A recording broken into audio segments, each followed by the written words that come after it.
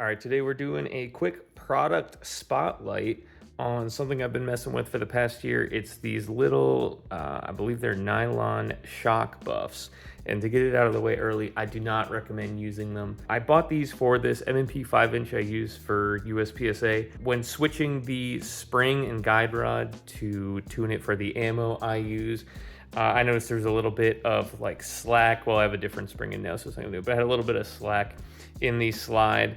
And during recoil, I noticed it would kind of crash towards the end of the recoil cycle, and also just like felt weird during recoil regardless of ammo due to that slightly shorter recoil rod and spring. So I tried these as a way to kind of take up just a little bit of slack in there and then also kind of ease that recoil. I've tried 4 of these things now.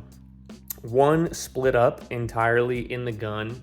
I had to get some tweezers and pull the pieces out of there. Tried again and it caused malfunctions, and it would be very sporadic, but I finally got to the bottom of it. And what would happen is as the gun would recoil, the spring in here would compress and presumably, get wider than the hole in the shock buff, thus causing it to choke and return with less force as the shock buff was robbing it of its force.